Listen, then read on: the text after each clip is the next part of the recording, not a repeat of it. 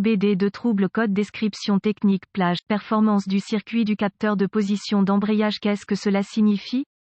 Il s'agit d'un code de diagnostic générique (DTC) du groupe motopropulseur et s'applique à de nombreux véhicules OBD2 1996 plus récents. Cela peut inclure, mais sans s'y limiter, les véhicules de Dodge, Ford, Smart, Land Rover, Chevrolet, Chrysler, Jeep, Mercedes, Toyota, etc. Bien que génériques, les étapes de réparation exactes peuvent varier selon l'année, la marque, le modèle et la configuration du groupe motopropulseur. Le code de panneau OBD2 P0806 et les codes associés P0805, P0807, P0808, P0809 et P080 sont associés au circuit du capteur de position d'embrayage. Ce circuit est surveillé par le Power Control Module (PCM) ou le Transmission Control Module (TCM) en fonction du véhicule spécifique. Le but du circuit du capteur de position d'embrayage est de surveiller l'état de l'embrayage sur une transmission manuelle. Ce processus est accompli en lisant la tension de sortie du capteur de position d'embrayage qui indique quand l'embrayage est engagé. Le capteur de position d'embrayage est généralement un interrupteur marche, arrêt de base monté près de la pédale d'embrayage sur le support dans la plupart des circonstances. Une tension constante est généralement présente sur un côté de l'interrupteur et les contacts sont fermés en engageant l'embrayage en transférant la tension au démarreur ou au solénoïde du démarreur. Ce circuit de base et ce commutateur empêchent le démarrage du moteur avant d'engager l'embrayage. Lorsque le PCM ou le TCM détecte une tension ou une résistance dans le circuit du capteur de position d'embrayage qui est en dehors de la plage attendue ou un autre problème de performance, le code P0806 sera défini et le témoin de contrôle du moteur ou le témoin d'avertissement de transmission s'allumera. Un capteur de position d'embrayage. Quelle est la gravité de ce DTC?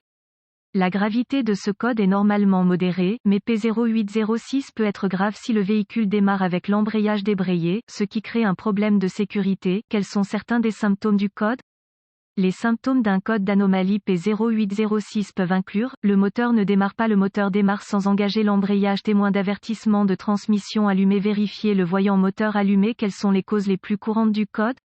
Les causes de ce code P0806 peuvent inclure, capteur de position d'embrayage défectueux, câblage défectueux ou endommagé, sangle de masse du module de commande desserré ou défectueuse, connecteur corrodé, endommagé ou desserré, fusible défectueux ou liaison fusible, le cas échéant, PCM ou TCM défectueux. Quelles sont certaines étapes de dépannage du P0806?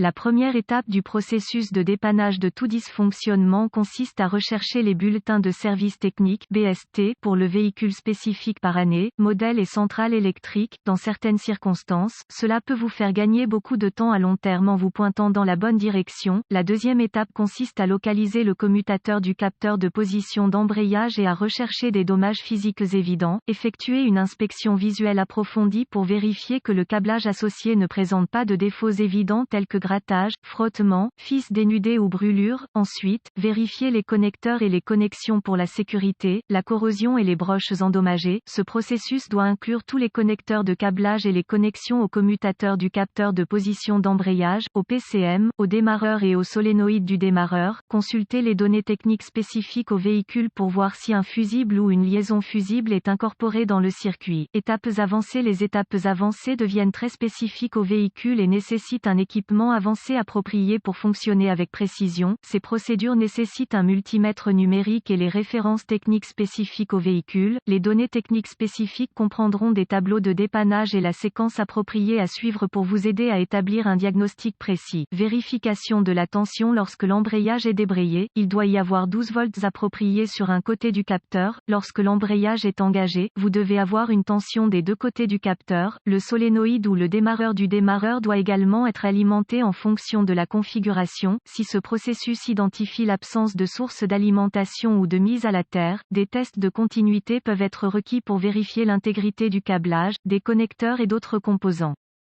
Les tests de continuité doivent toujours être effectués avec l'alimentation coupée du circuit et les lectures normales pour le câblage et les connexions doivent être de 0 ohm de résistance. La résistance ou l'absence de continuité est une indication de câblage défectueux qui est ouvert ou court-circuité et doit être réparé ou remplacé. Un test de continuité entre la commande PCM ou TCM et le châssis confirmera le niveau de service des sangles et des fils de terre. La présence de résistance indique une connexion desserrée ou une éventuelle corrosion. Quelles sont les réparations courantes pour ce code?